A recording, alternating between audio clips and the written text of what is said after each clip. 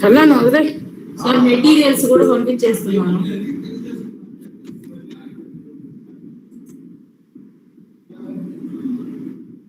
ఇది 4 1 2 3 5 ఉంది. 4 క్లీన్ లేనట్టుంది. నేను మళ్ళీ చెక్ చేసి పంపిస్తాను.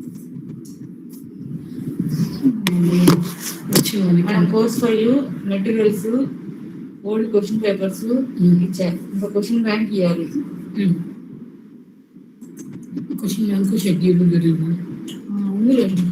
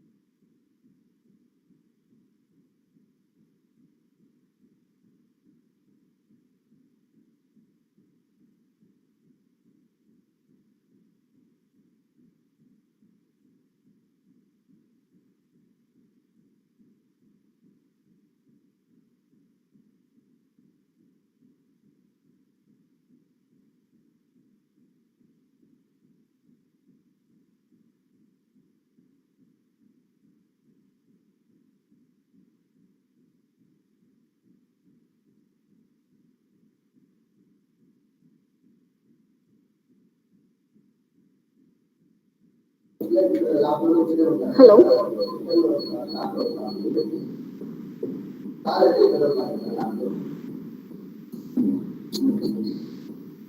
Hello.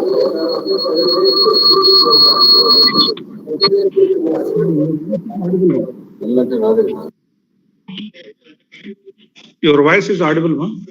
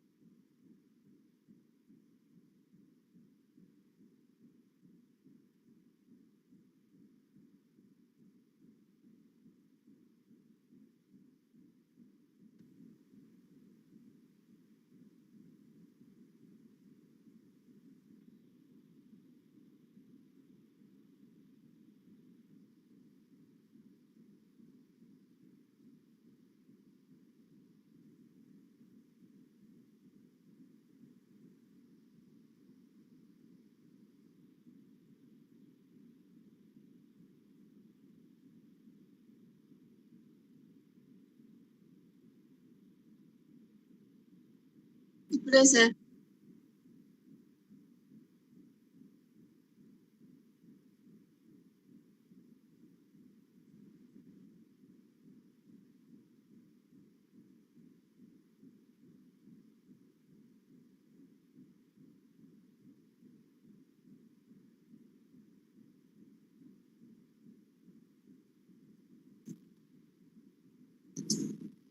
Hello. Hello. Yeah, your voice is Am I audible, sir? Yeah, it is audible. It is audible. Yeah, sir. Thank you, sir. Uh, Respected Dr. Devi Srinivas Kumar, sir, from University of Hyderabad, and respected HOD of JNTUA School of Management Studies, Dr. MLS Devkumar, sir, and participants and my dear colleagues, good morning to one and all. So today is the second day of our FDP, application of emerging technologies in business. So the resource person is ready to deliver his lecture. Before that, we will go for the profile of Dr. D.V. Srinivas Kumar Garu. I request Lakshmana sir of JNTUA School of Management Studies Department to present the profile of Dr. D.V. Srinivas Kumar Garu to the participants. Thank you.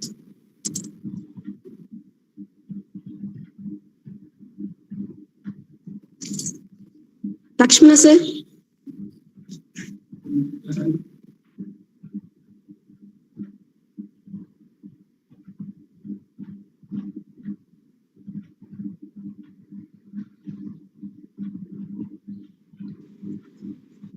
Hello. Your voice is audible, sir. Please go ahead. Is it audible to you, sir? Yeah, it is audible. Please go ahead. Yeah. Good morning to all of you. Let me introduce the today's resource person, Dr. D. Venkatas Srinivas Kumar Garu, who is presently working as assistant professor at School of Management Studies, University of Hyderabad. He is a coordinator of Business Analytics program offered at this school. As far as academic qualifications are concerned, he did BTech Mechanical Engineering from Nagarjuna University, MBA Marketing from Andhra University, and PhD in Management from Central University of Hyderabad, FDP at IIM Uno. As far as areas of interest he is concerned, he is very much interested on marketing research, customer experience marketing, social media marketing, CRM, and business analytics. He published papers in various national and international journals, includes Scopus and ABCD Index journals. As far as he completed one project titled, that is Impact of ICTs on Rural Livelihoods in Select Districts of Andhra Pradesh, an analysis of economic, social, and financial perspectives. Regarding ongoing project title is concerned, Employment and Employability of Higher Education Graduates in India under National University of Educational Planning and Administration. Lastly, he is a good speaker at various management institutes during seminars and conferences. Further, he is a visiting faculty at Symbiosis, Tech Mahindra, Wipro, ICFI, Nalsar, and he gave training sessions on case method of teaching at various management institutes.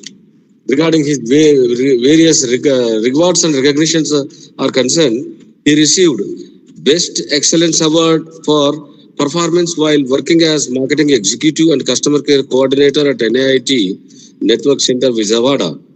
Then he received Best Teacher Award while working at Pendekandi Institute of Management, Hyderabad. Then he received Best Research Paper Award at Jawaharlal Bajaj Institute of Management Studies, University of Mumbai, for the paper titled An Examination of Behavioral Intention to Use YouTube as the Learning Resource Using Technology Acceptance Model at the International Conference in the year 2016. Thank you. This is the brief profile of Dr. D. Venkatas Srinivas Kumar Garu. Thank you, sir. Over to Varalakshmi Madam Garu. Thank you, sir. Thank you, Dr. Lakshmana, sir, for your wonderful words about Dr. D.V. Srinivas Kumar Garu. I request Dr. D.V. Srinivas Kumar Garu to start the session. Okay. Good morning, everyone. Hope I am audible. Yes, sir. Okay. At the outset, let me thank the people who are involved in terms of both conceiving the idea of doing this program and also executing this. I know how difficult it is to mobilize the participants as well as conduct a program like this. So I congratulate all those who are involved in this. Thanks for the good introduction given to me. Hope I will live to the expectations, right? So good morning, everyone. Today, the session theme is around marketing analytics. At least the first part of the session, if I look at, I'm going to be there for the next 3 hours. So in the first initial 1.5 hour, we are going to look at understanding the concept of marketing analytics, right? So just give me a second before I switch over into my PowerPoint. What I will do is, since we have around 1.5 hour, almost up to 1 hour or 15 minutes or 20 minutes, I will go ahead with the presentation as well as the discussion. The next 10 minutes, we can use it for the question and answer session, right? A few points to notice. Maybe sometimes if there is any power failure, it might take around 5 minutes for me to get back because right now I'm operating from home. Luckily, there is a generator in the apartment, so it might take around 5 minutes. So luckily, if there is no power break, right, we are going to be there. So in case of any breakages, I'll be contacting Dr. Varalakshmi Madam immediately over my phone, right? So these are the initial few things that I wanted to tell you.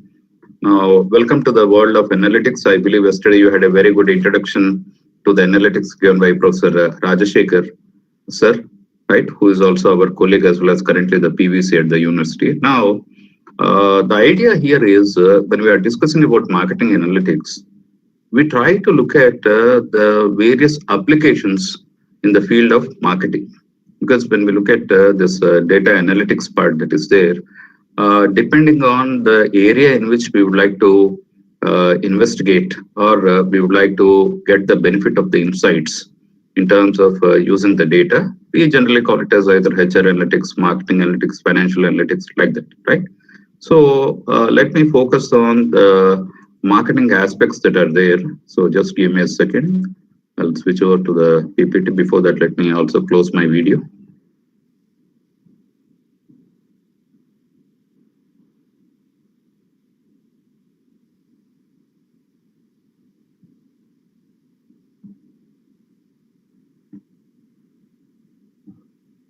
So I am going to start my PPT. So can someone please confirm that they are able to see the PPT? Maybe Varalakshmi Madam can coordinate this.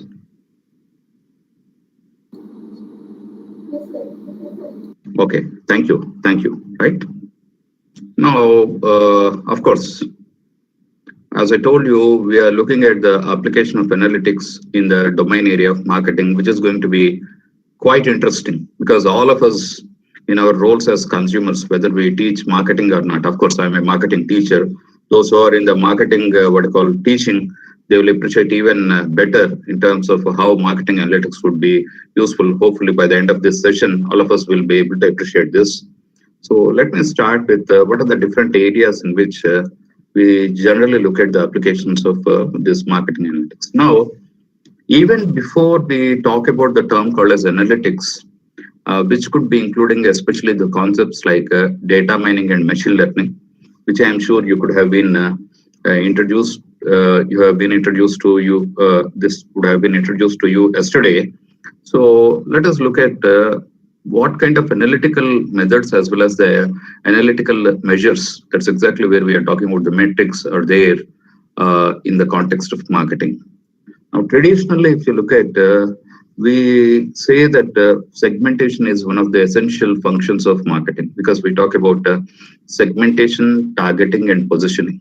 So conventionally, if we look at segmentation has been there, right, for a long period of time as a part of marketing. Now, if you again look at the analytics part that is there, which we will discuss a little bit later, we can very clearly look at many different types of segmentations, especially the market segmentation techniques that could be implemented as a part of analytics. The next thing is related to what is known as conjoint analysis, where when we are offering a particular product, right, now we'll have different questions in terms of what should be the size of the product. I have got 3 different types of designs in my mind. I have got different types of brand names in my mind. I got different types of prices in my mind. So how do I look at evaluating the various combinations that are there, right? If I'm giving a particular product, what are the different variations in which I can give this particular product? How do customers evaluate these combinations that are there? So that's another thing, say, for example, which is known as conjoint analysis. The next conventional application is related to what is called as your multi-dimensional scaling or perceptual mapping, right? Say if I take a set of products, how do customers evaluate this set of products? I can look at maybe different types of brands that are available related to a particular product category. So what I do is, how are these brands evaluated by the customers? So for example, if I look at a toothpaste, now I would like to find out how do customers place, say for example, something like a Colgate against maybe something called as Dauber, right? Do they perceive them similarly? Do they perceive them differently? If they're perceiving them differently, on the basis of which factors they are actually perceiving them differently? So all these things come, especially when you're talking about the perceptual mapping. And of course, when we are going with especially any kind of an advertising campaign, right? How do you optimize? Because I'm going to spend some amount of money in terms of TV advertising, some amount of money as a part of my internet advertising, some amount of money as a part of my, let's say, newspaper advertising. So I need to find out the right combinations, right? So that's where I can look at maybe using analytics when I'm looking at my campaign budgeting. And of course, when we look at the area of customer relationship management, we have a very important concept called as customer lifetime value, right? So customer lifetime value is nothing but across the life of the customer, across the average life of the customer, if you are able to retain the customer, what could be the revenue streams or what could be the revenues that are added by this customer over a period of time, for which again, we depend a lot on analytics. And interestingly, when we look at one more concept called as a survival analysis, how long before a particular event occurs. We are trying to estimate the time that is available for an event to occur. Now, this event could be a customer, let us say, leaving you. That means that the customer, for various reasons, is leaving an organization. So we'll try to basically look at maybe going with what is known as a survival curve and then try to estimate what is the time before which an event occurs, right? How much time is available for you in order for an event to occur. So that's the context of survival analysis. Now, if you carefully look at all these scenarios that are there, even if you look at the typical marketing research kind of a scenario, right, you find lots of analysis that needs to be done, especially in these areas. In most of the scenarios, you could be looking at the application of multivariate analysis also. But then these have been conventionally there. Now, if you look at currently what is happening, now if I look at currently what is happening, rather I can call it as both the emerging scenario as well as the current scenario. Reason is for some companies, they are getting adapted to this, whatever I'm going to discuss now, the kind of metrics as well as the analytics. For some companies, they have already done it. That's the reason why this is where I found it difficult in terms of giving a title. So therefore, I'm saying that this is both the emerging as well as the current scenario related to analytics. Now, we look at something called as market basket analysis. That means that if a store has got multiple products that are there, A, B, C, D, now which are the combinations that go in very frequently? I want to know which are the combinations that go in very frequently. What goes with what? Does A and B, are they purchased together, or A and F is purchased together, or C and D is purchased together? I want to know so that I will use this information in terms of maybe better planning of maybe bundling of the price. Maybe it is in terms of the product placement in the context of a supermarket, right? Or if I know that the certain items are associated with each other, I can use it as a part of my recommendation also. So that is one perspective. Again, when you look at the current scenario where we are going to deploy market basket analysis. The next one is what is known as the digital marketing analytics. That means that today, almost for everything, the first kind of thing, the first kind of search we do is on the internet. So, for example, maybe 10 years back, 15 years back, there was a discussion how much role the internet would be playing in our lives. But then today, especially with the handheld devices becoming very affordable and data also becoming almost like some kind of a necessity, right? So earlier we were talking about there are political slogans like roti, kapada and makan, right? So roti is basically like your food, kapada is your clothes, makan is like housing. Today we can add as much to it as data, or you can add something called as internet also. This has almost become like a necessity. So what is happening is because these devices are available, because the connectivity is there, for almost every organization, it has become a minimum necessity that you need to host a website. Because it is like this. If you are not present on the internet, it is almost that you're not existing, right? If people check for something on internet and say, for example, I'm not there present, it is almost as if I do not exist also. So what happens is almost every organization, whether it is a profit-based business organization, whether it is a non-profit kind of an NGO kind of an organization, whether it is a government organization, irrespective of the nature of the organizations, it has become imperative that almost everyone, you need to have a digital presence on the internet. What happens when you are looking at digital presence is the conventional metrics are different compared to that of the digital metrics that are there. So what happens here is how many people are visiting me, which are the peak hours in which people are browsing through my website, which are the pages they are going through. All this become very critical for me if I need to really look at improving my presence on the internet. And of course, the next interesting scenario is related to what is called as online text analytics. Now, today, if you look at whenever we are looking at, let's say, platforms like WhatsApp or Twitter, when we write many things or when we start making comments that are there, interestingly, a lot that is published on the internet is in the form of the textual data. Now, can I really look at analyzing this text data that will help me in terms of my marketing. Say, for example, brands would like to conduct something called a sentiment analysis. They would like to find out whether people are talking positively about their brand or whether people are talking negatively about their brand. Or over a period of time, how the sentiment of the people towards the brand is changing.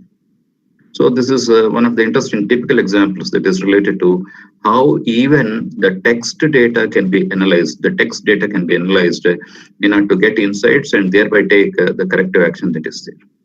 And last but not the least, you have artificial intelligence, right? Artificial intelligence driven marketing that is there. So what happens today is there was a time where we were talking about making a call to the call center, then talking to the person. So, for example, if you have any problem with your phone connection, the first thing that you do is you try to call that number, whatever they have given. Once you call this number, either you are given an IVRS, that is interactive voice response system, or you're going to talk to a person. But today, the thing is, we have AI-driven chatbots that are there.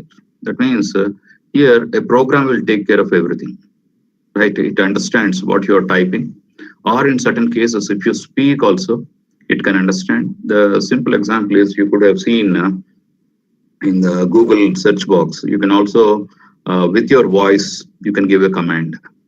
If you want to search for something, you just activate the Google voice and then say that, okay, so give me the results related to this. You just give the term, it is going to do it.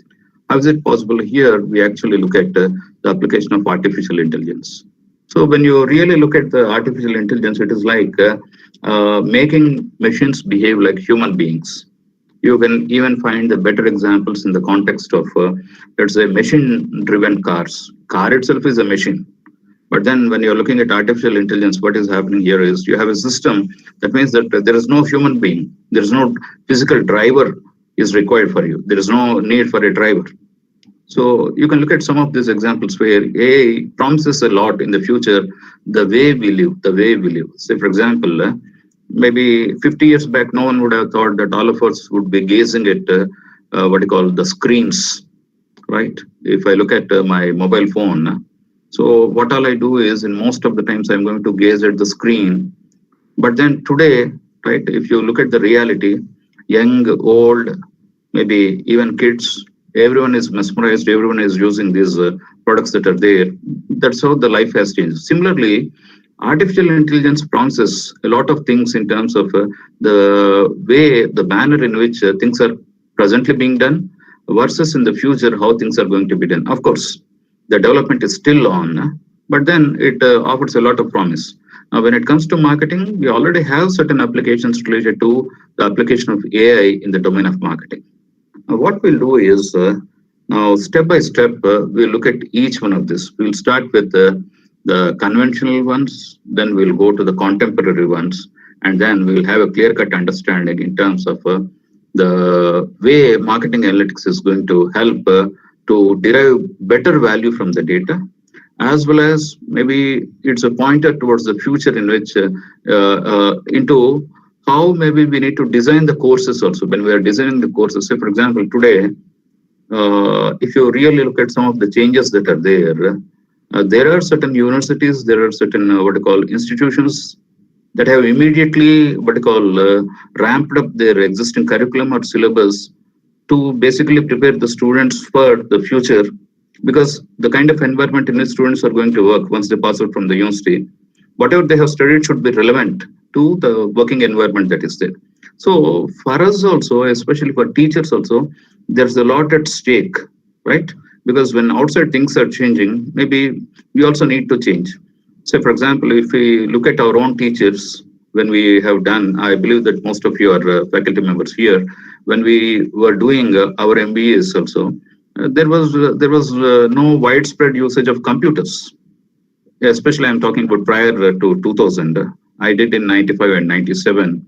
There was still a discussion in terms of whether computers are needed for a business management course. That's the kind of discussion that was there. But today the reality is that we depend a lot on computers. Similarly, when we look at the changes that are coming in, we try to understand what are the implications of these changes also. So let us first talk about what are the various applications of each of these areas that are there. Now, let us start with segmentation. Typically, what we do is when we are teaching marketing analytics, we talk about segmentation, targeting, and positioning. Okay, once we discuss about the 4 P's or the 7 P's of marketing, the next part is related to generally giving an idea about segmentation, targeting, and positioning. Now, what do we say in segmentation? We say that even though we are serving a market, the market in turn is segmented. Right? It is actually segmented. You need to discover the segments that are there. So what you're trying to say here is maybe what is relevant for this fellow or this group may not be relevant for this particular group. Say you just imagine that if you're looking at your phones, usage of phones. When you're looking at the phones, let us say you're using both the data and you're also using the phone for voice calls. But then when you look at the segmenting of the markets that are there, even though all of them are phone users, say for example, you can look at a service provider like Airtel, Idea, Reliance. What they find is that you could be having a scenario where some users are heavily data users, less of all voice calls users. Whereas some other segments, they're heavy voice call users, but they rarely use any data. Now, this is an insight. Generally, whenever we talk about segmentation, we give what is the basis of segmentation, demographic, geographic, psychographics, like that we give many scenarios that are there. But then the idea here is when we have this data with us, say for example, I have got the data where I have got maybe the age, the gender, maybe the occupation, maybe the salary. So I have got certain variables that are there. Now, the idea here is how exactly do you conduct a segmentation? Now, when we are looking at marketing analytics, what we generally do here is one of the popular applications is, let us say, we go with what is known as clustering, right?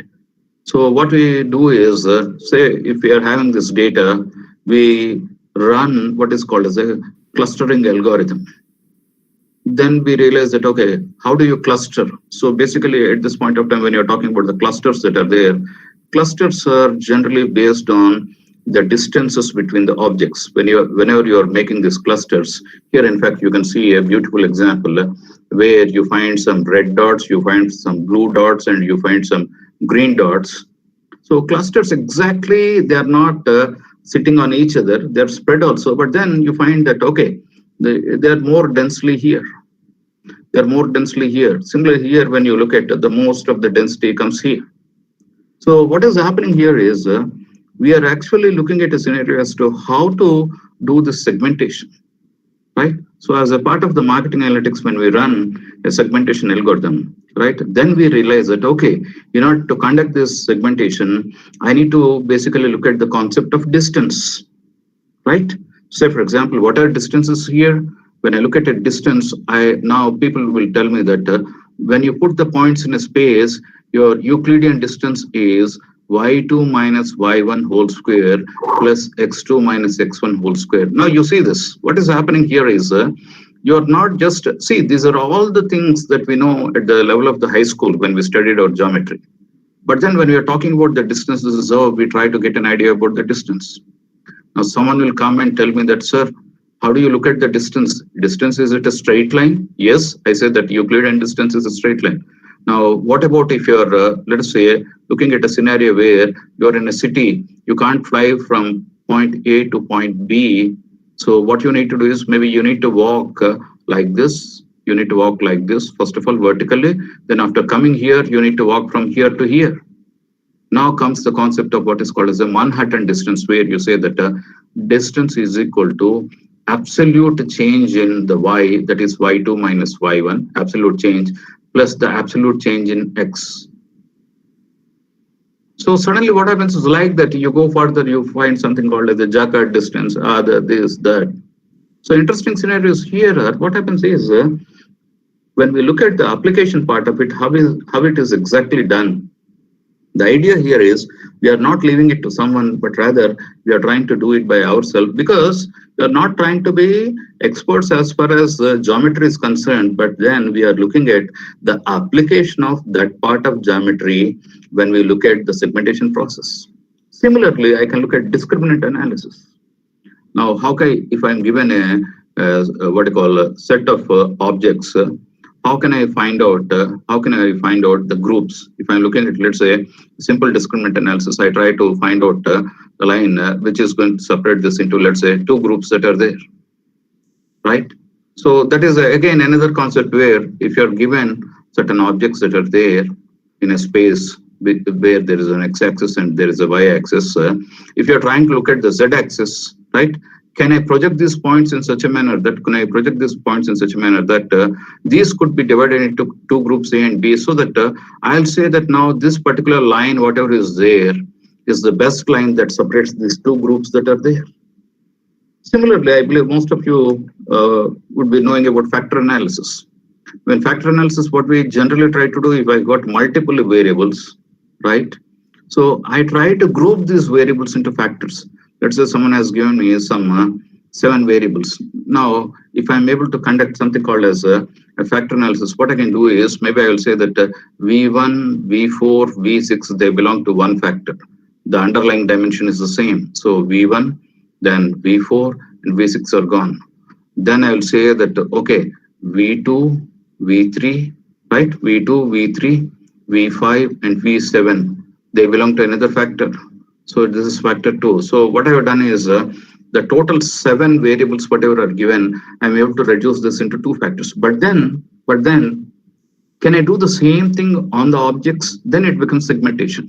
So typically, when you're looking at this, let's say person 1, okay, and the values on V1, V2, V3, V4, V6, like that, you're going to look at this. And then again, person 2, you're going to look at the values of this up to V7. Person 3, person 3, you're going to look at the values that are there. Now, what is happening here is, if you group the variables, then it is mostly related to factor analysis. If you're grouping the people, then it results in what is known as segmentation. So quite interesting when we look at this. Not only that we are talking about segmentation, but we are also looking at how to perform segmentation. So this is one example where when you're looking at the segmentation part that is there, can I really look at, let's say, this your total market in terms of what you call, one is on the left side you have the children, on the right side you have got basically you're looking at employees who are there. So what is happening here is what are the different ways in which you can segment them? That's an interesting question, because once you are able to segment, what happens is your insight into your customers is going to increase.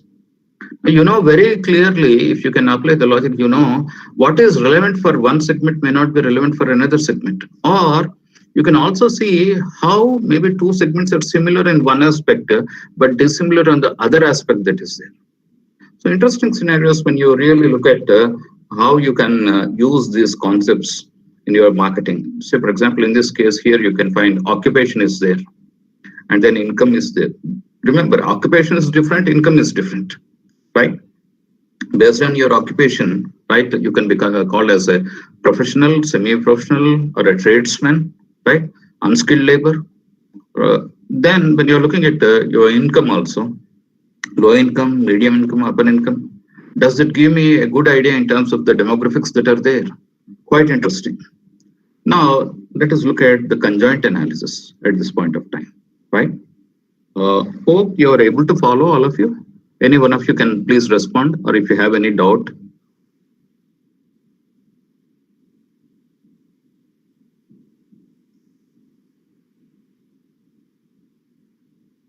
Am I audible?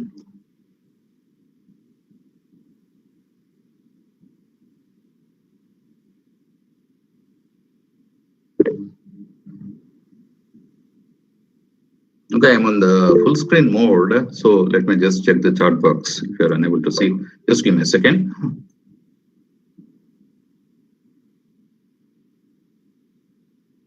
Yeah, thank you. Thank you, Dr. Jakir, and Srikanth for giving it. I'm going to the full screen mode again. Because what happened is, in one of my classes, I have been teaching like this. Then a student called me and said that, sir, for the past 10 minutes, we are unable to listen to anything. There was some technical error, so I keep on checking, right? Now let us look at the conjoint analysis. Interesting scenarios. Again, when you look at the kind of product features that are there. Maybe I got different types of brand names. I got different types of pricing, right? I got different types of designs for the packaging. Now, how do I evaluate this? Because each combination, when I really look at, let's say, when I'm looking at especially the decisions, whenever you are looking at designing the products, the kind of decisions you need to take are like this. So, for example, pricing, I can determine prices P1, P2, or P3. I don't know which is the right price, let us say. So pricing is an attribute. Now pricing has got 3 levels, 1, 2, 3. Now, when I come to the brand, I would like to call it as brand name 1 and brand name 2. So what happens here is branding is the second attribute. Levels of this attribute are again 2. Now please look at this. Pricing is the first attribute, but then pricing has how many levels? 1, 2, 3 that are there. Now branding is at 2 levels. Branding is at 2 levels. Say for example, then I look at the design of the product, at least the design of the packaging. So when I'm looking at the design of the packaging now, I got, let us say, 3 different designs, D1, D2, D3. So when I see this 1, 2, and 3, so if I look at the total combinations that are there, 3 types of pricing into 2 types of brands into 3 types of design. So 3 is the 9, 9 to the 18. Totally 18 combinations I need to evaluate. In fact, this is a very simple case that I will tell. So when we are looking at conjoint analysis, what we do is we try to basically optimize the product features as well as pricing also. So what we do, we go with the various combinations, various alternatives, and then we show them to the respondents. And then we ask them, okay, their choice, which one they prefer. Then what we actually try to do is we try to work this data backwards. In most of the cases, we use a regression, a multiple regression, basically, to find out the weights for each of the attributes and the levels. Then comes the calculation of what is known as utilities. Then we'll find the utilities of each of these what you call attributes as well as the levels of the attributes, and then finally we try to arrive at a decision, right? So the example says this. If you can see, if you look at that small example that is given there, if you wanted to purchase the following milk formula, that is that generally there's a baby food, and these were the only alternatives available. Which one would you choose? You have different colors of the packages. You have got what you call different types of prices and different types of names that are there. Now, basically, we need to look at this. Now, when we are looking at conjoint analysis, generally, as I told you, when it comes to the design of the product, we use it, right? Pricing, definitely. Healthcare and medical decisions also could be there. Branding, package design, product claims. That means that, let's say, which is the claim that you would like to make with your product. Say, for example, when I'm selling a product, let's say, assume that I'm trying to sell a detergent powder. So should I look at being clean, right? Being white, normally they show them that as it, or should I look at freshness, or should I look at a good smell? So which is the product claim that I need to make? And of course, you can also look at environmental impact studies as well as needs-based market segmentation. Now, as I told you, the next important thing in perceptual mapping is basically choosing brands in a particular product related area. Say, for example, here we have chosen the brands that are related to the ready-made food that is available, something like fast food, let us say. Now, what we want to know is how are each of these brands evaluated by the customers? How are each of these brands evaluated by the customers? That's where we talk about customer judgments, right? And then once you find these customer judgments that are there, now you find which are the brands that are perceived similarly by the customers, which are the brands that are perceived differently by the customers, on which aspects these brands are perceived differently, on which aspects these brands are perceived to be similar. So what happens again in this case is, say for example, here if you look at the fast food example that is given there, you found the best value, y-axis is top is best value, value for your money, and bottom is least value, bottom is least value. But then the other aspect is, let us say in this case, least healthy. If you look at the x-axis on the right side, if you look at this right side part that is there, you have least healthy, and here it is the most healthiest. Just for our discussion, if you could look at, you can see this. If I can look at a brand, see, don't be worried about these examples because most of them are in the American context today, more or less. Even India has got all these brands. So if I look at a Subway, you please look at this. On Subway as a brand is considered to be healthiest, but the least healthiest, you can find both Burger King as well as McDonald's. So interestingly, what happens here is, again here we look at the distances. And then based on the distances that are there, we can find the relative positioning. See, some of the interesting aspects here are, one is how you want to position the brand. The second thing is how the brand is actually evaluated by the customer also. Say, for example, I found that my brand is not visualized as a healthy brand. Now, question number one, do I want my brand to be visualized as a healthy brand? If I want it, now I know that customers are no longer looking at my brand as a healthy brand. Now I will make the changes both in the product as well as in my communication strategy to ensure that customers finally maybe have a different kind of an opinion. Maybe they start pursuing me. So that what I will do is after a couple of months, I will do the survey again. Then I will find out. Then finally, I try to see whether this is working or not. What else should I do in order to change the perceptions of the customers? So this is about the perceptual mapping. As I told you, the other interesting aspect of the application of analytics is related to what is known as campaign budgeting. So when we are looking at this campaign budgeting, in fact, what I have given here there is a very simple regression scenario that is there. But then the idea here is, say for example, if I'm looking at my campaigning, generally the assumption is that to a certain level, your advertising will help sales to a certain level. That means that maybe you find that, okay, to a certain level it has helped me. Then maybe too much of advertising also may not work. But definitely advertising is going to help because you know about generally the information processing that is done by the customer. And then if you are able to convince the customer, right, because of the content that you have given, maybe you can look at the sales. But of course, you can't keep on just increasing the advertising only because there is a saturation that is going to occur. So, but then the problem here is when I'm doing advertising, I have multiple options. Let's say X1 talks about TV advertising. One variable for me is television advertising. X2 is internet advertising.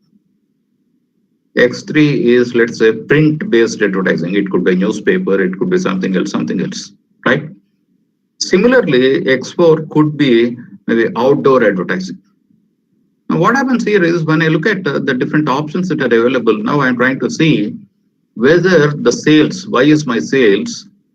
I say that sales is a function of X1, X2, X3, X4. But then I need to see how much X1 is contributing to, how much X2 is contributing, how much X3 is contributing, how much X4 is contributing. In other words, how much television advertising is contributing, how much internet advertising is contributing, how much my outdoor advertising is contributing, right? How much my print advertising is contributing. So when I'm trying to answer all these questions, maybe another way for me is, can I model the data based on the previous information that is available, right? So generally I look at maybe a data sheet that contains my past information related to, let us say, how much is your advertising budget for TV? How much is your advertising budget for internet? How much is your advertising budget for print media? And then how much has been your advertising budget for the outdoor media? And then what are your sales? So the sales is Y, This is like X1, this is X2, this is X3, this is X4. Now you're trying to model Y as a function of X1, X2, X3, and X4. And once you are able to run a good regression, you'll find your betas. That means that you'll say that the Y is equal to beta naught, which is a constant, plus beta 1 into X1, plus beta 2 into X2, plus beta 3 into X3, plus beta 4 into X4. So this beta is nothing but the coefficient. Now, based on this coefficient, you'll really try to understand how much is the impact of each of this. So, should I continue still doing advertising on this basis? Should I change the budget, or should I increase the budget in one specific area? You'll get some idea on this. Now, the next one is related to talking about customer lifetime value. If you look at the interesting concept that is related to the lifetime value, now if you look at the customer relationship management, every single interaction with the customer is a lifelong opportunity for you to convert this customer into a lifelong customer. Lifelong means we will basically look at the average life. What is the average life of your customer? Again, since you have past data that is available, we approximate the average life. Let us say you're taking a SIM card from a particular company. You have taken a SIM card from a particular company. Now, how many years you might be using this particular SIM card? Because as long as you use this particular SIM card without changing the service provider keeps on getting some amount of revenue from you. That's the idea. So if I'm able to keep you for a longer period of time, now I might be able to get maybe a better revenue, therefore a better profit. There's the understanding that is there. So I need to basically look at the retention. So what happens here is I need to basically, first thing is estimate your lifetime. How long I will be able to retain you? How much is the contribution? How much is the contribution you're adding to the company? And then if I'm able to find out the average, lifetime period, the average lifetime period, what I will do is I will calculate the revenues that are given by you at each time, and then I will discount them to the present value. That means that if you look at the future values of the money, say for example, 100 rupees today and 100 rupees next year, if I see, definitely 100 rupees today is more valuable compared to the 100 rupees after 1 year, right? Because we have a concept called as the time value of the money. So what I do is, say for example, if all these are the future streams of the revenue that are there, I try to basically discount these values to the present value. So net worth, currently, what is the customer worth of it, taking into consideration the entire lifetime value of the customer. Now, say for example, I found that the customer is worth of, or the lifetime values, the customer is worth of, let us say 5,000 rupees. Now, the idea here is you can't spend more than 5,000 rupees to retain this customer. Because if you spend, see, at least the idea here is the customer is going to add value of 5,000 rupees to you and you're spending 5,000 rupees, at least there is a break even, no profit, no loss kind of a scenario. But then if the customer lifetime value is 5,000 and you're spending more than 5,000 in order to retain this customer, actually you're losing on the customer, right? So that's exactly where, to put it very simply, the customer revenue minus the costs of acquiring and serving the customer is your lifetime value, right? You are giving revenue as a customer, but at the same time, from the company's perspective, the company has to acquire, the company has to service this customer, the company has to retain this customer. If you look at the difference between these two, does the lifetime really make any sense in terms of having these people or not? There's an interesting concept that is there. Now comes the survival analysis. Interesting, right? Actually, this name survival analysis has come from the medical science, because there they were actually looking at finding out the time before which an event occurs. Say, for example, if you have a set of patients who are taking a particular treatment, right? Let's say there could be a set of patients who are taking treatment for cancer. Now, what they do is, as the treatment progresses, you find that at various points of time, people start dying, right?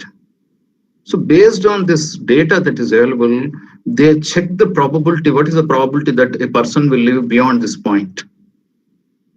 A person will live beyond this point. Or if you're having two different types of treatments, whether one treatment is better than another treatment, because the survival analysis says that the probability of survival beyond 2 years for treatment A is better than the probability of survival for treatment B. Then you say that treatment A is better than treatment B. So what we have done here is we borrowed this concept. Say, for example, let us look at the scenario where we are looking at the customer lifetime scenario. Now, if you are getting a customer, let me ask you a question that someone asks you. What is the probability that this customer stays with you beyond 2 years?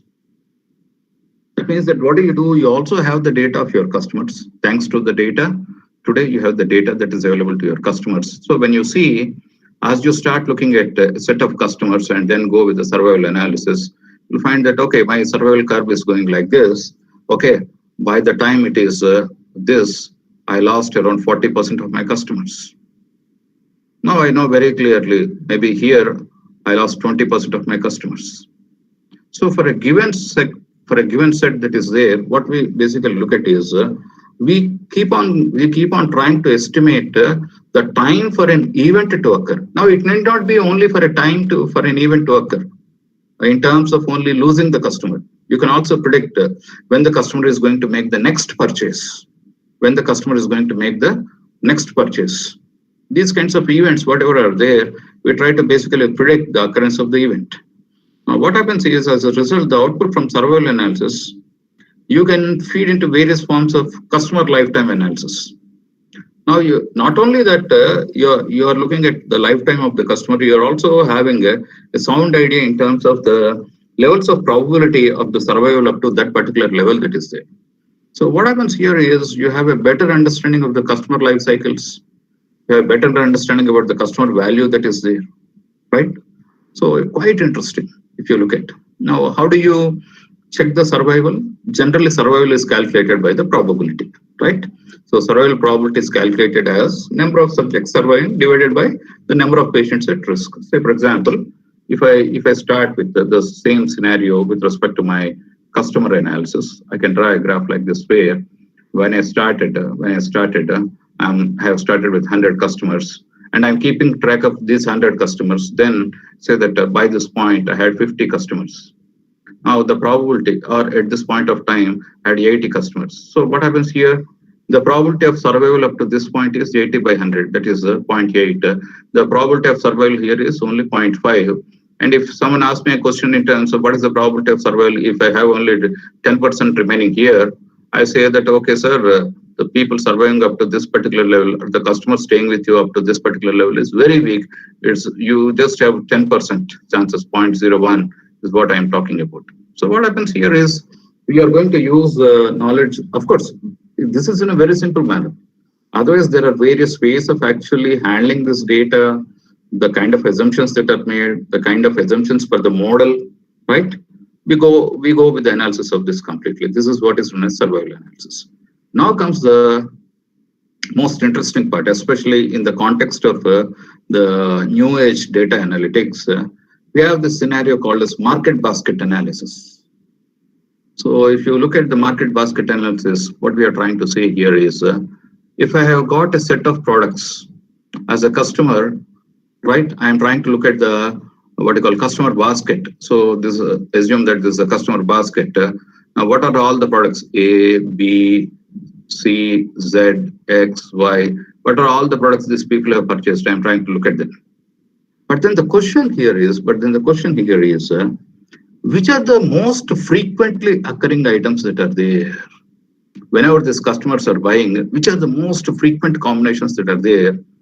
Of course, those of you who have already gone through this interesting example, at least we don't have any evidence for this example, but then people say that in the analysis related to one retail store, what they found is that whenever people are buying, you found a combination between this baby pants or baby diapers. These are baby diapers and beer.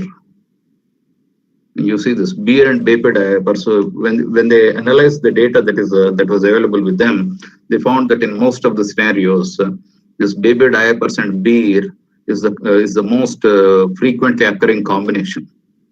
Of course, some people say that there is no evidence also, but this legend was there. But the idea is like this. Say, for example, I know that if I look at certain items that are there, let's say bread is there, jam is there, and let us say butter is there. At least my common sense tells me that there is a chances that these are related. So I look at whenever bread is purchased, this jam also purchased. But then I will also look at other items like, let's say, I look at milk, I look at bananas. So when I look at the entire set of items that are purchased by this customers, which are the combinations? Somewhere, not only the known combinations that are there, but are there any other combinations that are coming very frequently? When I know this, what I do is, maybe there are various options in front of me. If it is a retail store, there are two types of arguments that are given. Keep these items side by side so that customer finds it easy to pick them up. You'll have more sales. Another concept is keep these items away from each other. If A is here, put B here so that by the time this fellow comes to B, he gets exposed to the other items also. Because anyway, once he is buying A, you know that he or she is going to buy B also. So before they pick up B, okay, you keep the distance large so that by the time they come to B, they're also exposed to the other items that are there. So chances are that they might pick up another item also. Of course, this is under debate that is there. But then otherwise, if you look at, let's say, a website like Amazon, you find that, okay, when you're buying something, they say that people who purchased A, they also purchased B. This kind of a scenario you're trying to find. What happens here is, whenever you're looking at this recommendation engines that are there, they're quite powerful in terms of extending the sale. That means that rather than, let's say for example, you have purchased a printer. Now, when you have purchased a printer, let us say you have purchased a printer online. Now, when you are purchasing a printer, anyway, you will be shown the other printers also, that is it. But then, once you are arriving at this printer, someone is also showing you a printer cover. Now you see this, there is a printer, there is a cover for your printer, you are buying a printer for your home, there's a cover for your printer that is also made available. Now, without any extra marketing effort, if you are able to make the right kind of a recommendation. Now what happens here is, instead of buying only this fellow ends buying this also. Because here what is happening is, there is no human intervention that is there, but rather what you have done is, you have lots of data, you have maybe thousands of millions of transactions. If you look at a website like Amazon, they are sitting in this on this huge data mine that is there, huge data. But it also gives you challenges, because let me tell you, if you really look at the total number of items that are there, look at maybe thousands of items that you have. Now you need to actually mine this entire data to find out the right kind of combinations that are there. See, if you are making a recommendation, that recommendation should make sense to the customer. If I'm making a recommendation and customer feels that that recommendation is not really great, then there is no point in terms of going ahead with the recommendation. So that's exactly where we try to look at making the right set of recommendations on the basis of the data that is there.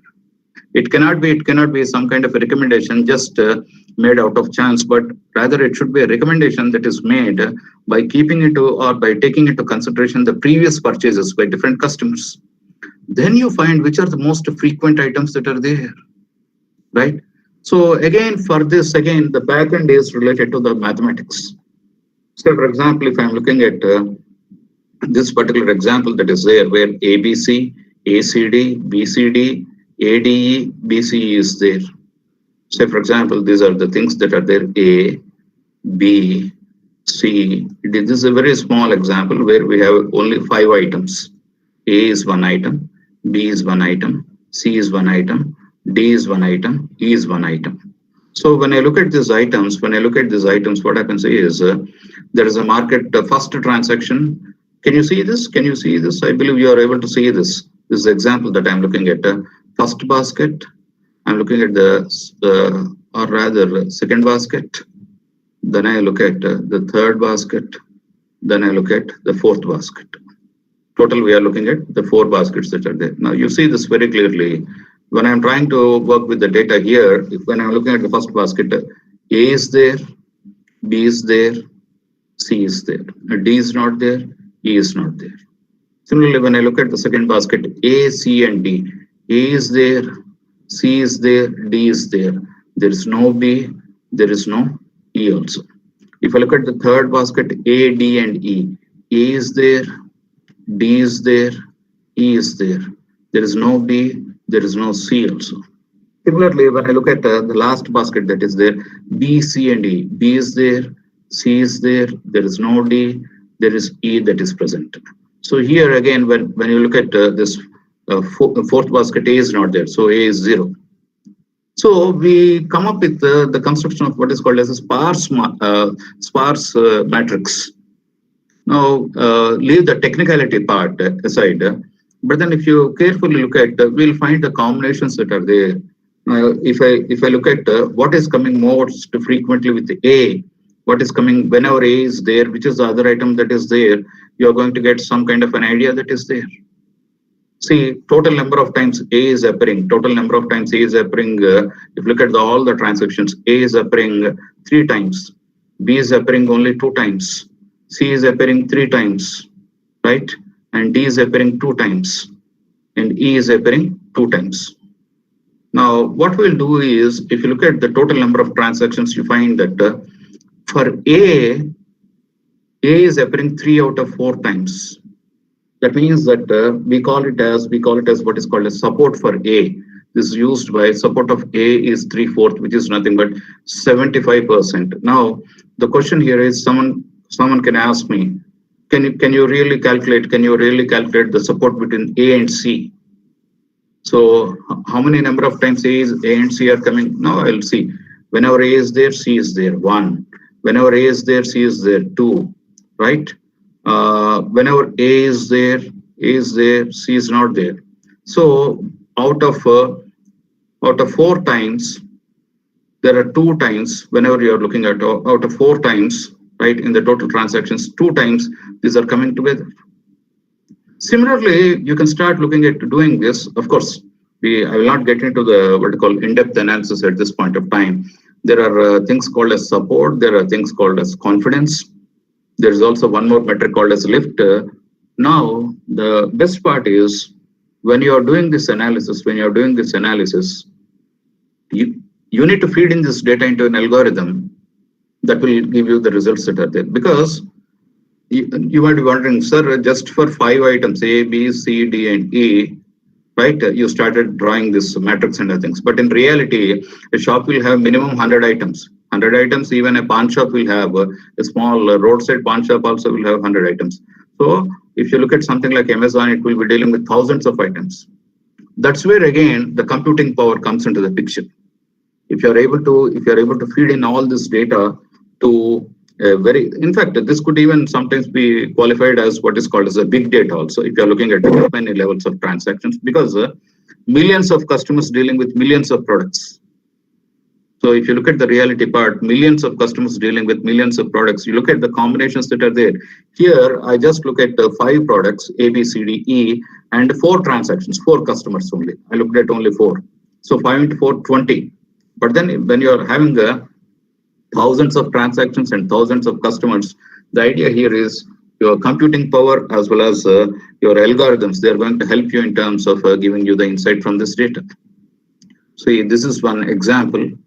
So if you look at, we are looking at ice cream, soda, combination, ice cream pie, ice cream burger, ice cream salad, ice cream pizza, then soda and chicken, then chocolate shake and soda, then soda and pie, then burger and soda, soda and bottled water and soda, soda and salad, then soda and pizza.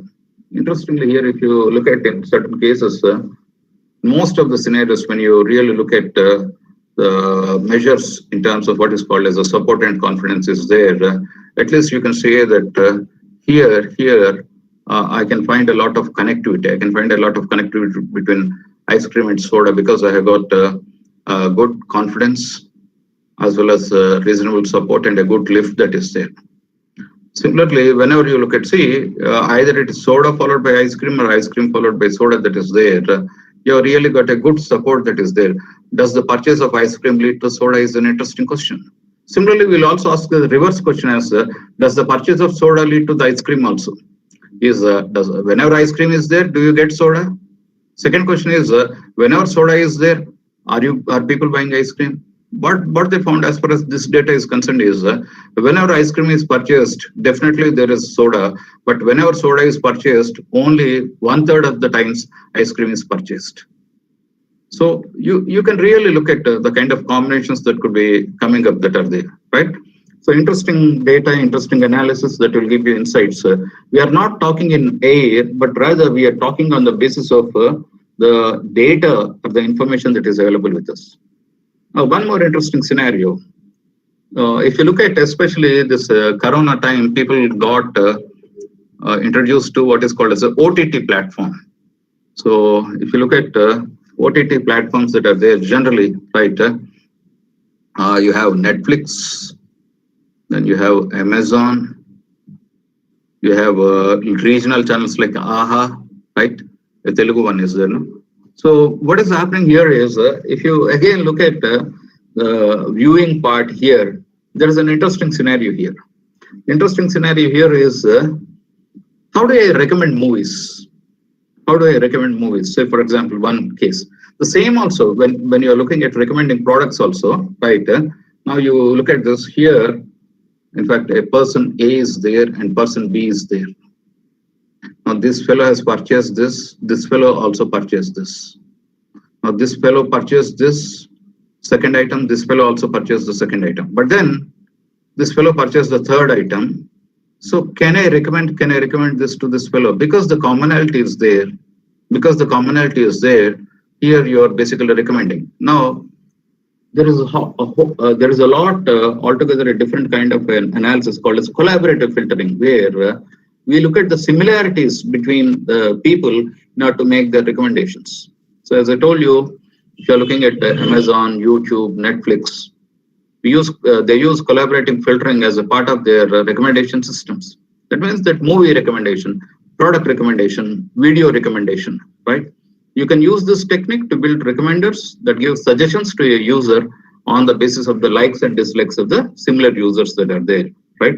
So quite interesting when you're looking at this scenario. Now you can see this, if you look at a small example that is given here, of course, this is based on content-based algorithms. If you look at the first movie is what is known as Saving Private Ryan. This is a movie done by Spielberg called Saving Private Ryan is one movie. Then Martian is another movie. Then Extraterrestrial is one more movie. Now, there is, now let us say someone has seen these three movies. Someone has seen these three movies that are there. Now, if you look at Saving Private Ryan, it is all about how this hero will be traced by the team and he will be brought back alive. And if you look at again Martian, the same hero, I believe this fellow is Matt Damon is the name of the hero. He is the same hero here. So the guy who is stuck in Mars, there were a set of astronauts who have gone to Mars. One astronaut accidentally gets stuck up in Mars. Some of you would have seen this movie also. In fact, all the movies also. Then how this guy comes back to the Earth. So that is where Martian is there. And similarly, one more scenario is what is known as Extraterrestrial. This is actually a scientific fiction movie again by Spielberg. That is a very old one, but that talks about how how maybe a life form from other planet arrives on the Earth. A few children discover it, and finally how this alien is sent back. That's another interesting scenario. Now, say for example, if I look at these three movies, this is movie 1, this is movie 2, and movie 3. Now, say for example, if someone has watched these three movies, now the question is, will you recommend them this movie? Movie A is Interstellar, or will you recommend them movie B? B is Weekend of Bernays. That is another movie that is there. So which one do you recommend? If I look at the content-based algorithms, right? Now, normally what happens is, if you look at these three and the compared to this, this is adventure and saving, this is adventure and saving, this is also adventure and saving. But this is more in terms of a family drama. But this is again in terms of a family adventure and moving. So if I look at content-based algorithms, maybe you're recommending A might work here better compared to recommending B. For the users who want this kind of a content, recommending a content A is better than recommending a content B. So the same thing that is there. If you're looking at the content-based algorithms, based on your interest in the movies, right, as well as your interest in the science fiction, Interstellar would probably receive a high recommendation score, while the family drama, Weekend at Bernie's, would probably receive a lower score. That's what we are trying to see.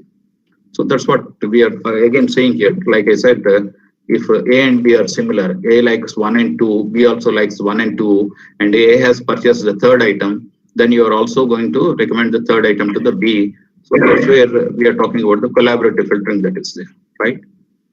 Now let us come to the digital marketing analytics. Now, generally speaking, if you have a website, right, of course, most of the times, this applies even for academic institutions that have their websites also. So if a visitor is coming to your website, so my website has got 50 pages. First of all, how many pages this fellow is going through? Pages per visit. Whenever they are visiting on an average, how many pages they are going through? Interesting scenario. Now, what is the average visit duration? That means that whenever they are coming, right, are they spending 10 minutes, 12 minutes, 8 minutes, 15 minutes, half an hour? What is the average visit duration? Bounce rate is where this fellow for some reason lands on your home page and then leaves. That's it. It is like a ball hitting a wall and coming back, This fellow lands up, the person, whoever is the person, they land up on your home page and then they leave. They do not do anything. They leave. And which are the referring websites? Which are the websites that refer to your website? An interesting scenario, right? So what happens here is when you're looking at the digital marketing analytics today, your means of understanding customer behavior, it has also become more digital, which earlier was not the case. Earlier, still we are thinking how much extent digital marketing is possible, whether we need to go for digital marketing or not.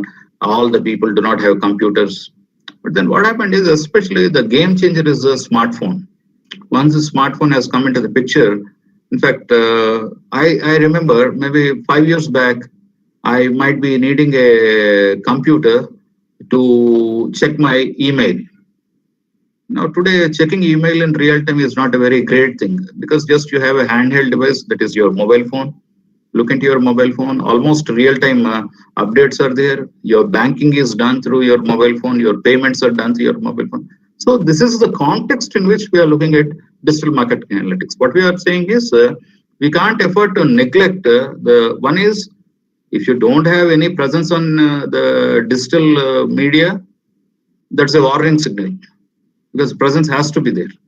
How effective is your presence? I need to look at the various measures first and then ascertain what is happening, right?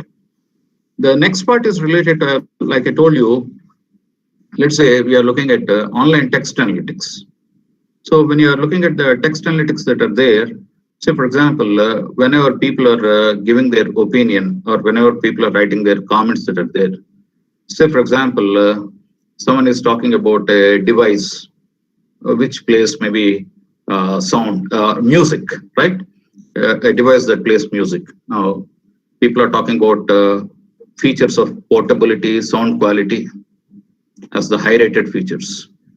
For the same device, that charging port is not good, low-rated. Price, they're not happy with it. Sound quality, battery life, positive. Noise, outer material. Sometimes it is like the device might be good, but the outer material is cheap plastic. They don't like it. So this is going to be negative, negative. Waterproof, sound quality, bass, battery life, great, positive. Charger, speaker material, negative. Sound quality, positive. Battery and Bluetooth, negative. Waterproof, sound quality, battery life, positive, negative. Now you can make out very clearly out of the positive things, what is coming again and again. Sound quality is there. Sound quality is there. It is almost 1, 2, 3, 4, 5. 5 on 5, if you really look at, of course, these are the various manufacturers that are there, but if you really look at what people are looking at is, they are looking at the sound quality as a highly rated feature. Then we are also looking at what are the things which might be rated negatively. Sometimes further, if people are making comments, today you see this, about a company, about a news article, about your opinion, anyone can post anything. Especially when you look at the data that is available on websites like Twitter, right? People speak a lot on their opinions. So what we do is we basically try to find out the sentiment in terms of what is the polarity of it. Are people talking negatively about me? Or people being neutral? Or people talking positively about me? If that is the scenario, what should I do in order to change the perception, right? Finally, we come to artificial intelligence driven marketing. Today, all of you would have experienced this. Now, if you are searching for a product, visual searching is a reality today. I don't know if you have seen Google Lens as a part of your, those of you who are using Android phones, just look at Google Lens. You focus it on any one particular product and press the button, similar products immediately appear. It's like magic. Like I said earlier, we are looking at the speech recognition. You will see, in fact, you can also look at these devices like Alexa or Google Home, right? Which recognize the voice and then they are going to process. And of course, chatbots. You may not be actually, when you type something, a program actually gives you the answer. You are no longer interacting with the person. These are some of the latest applications when you look at artificial intelligence driven marketing that is there, right? As I told you, this is where, of course, I have gone a little bit faster, but this is where I would like to end my discussion. The next around 5 minutes we have, the next 5 to 7 minutes we will use it for any question and answers.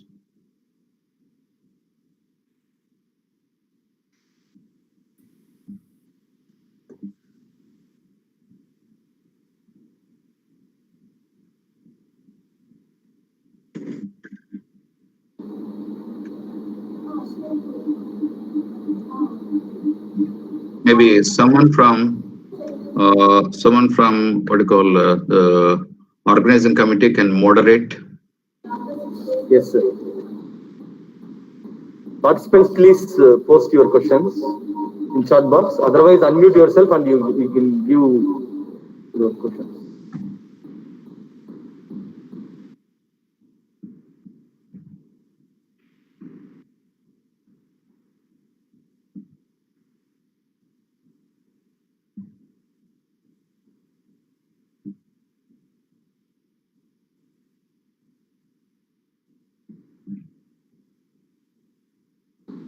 If you have any questions, please feel free to post in chat box. Otherwise, unmute yourself and ask to sir.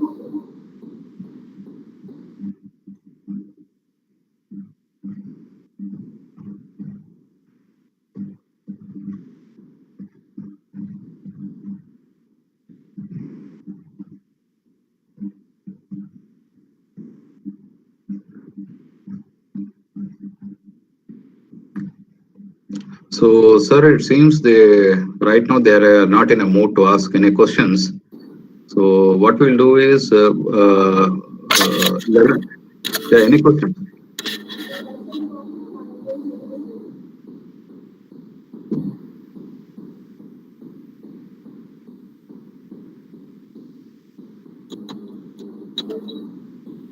So, we will take a break, sir, if it is okay. Okay, sir.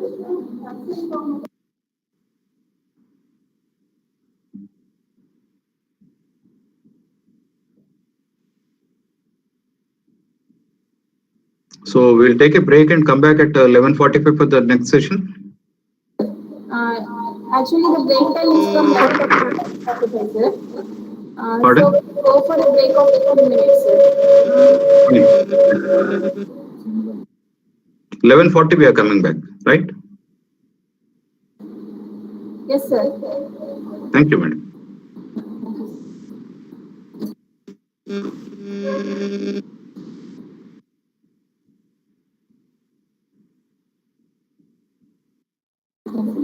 Participants, take a break of 10 to 15 minutes and come back to the session by 10:45. Sorry, 11:45.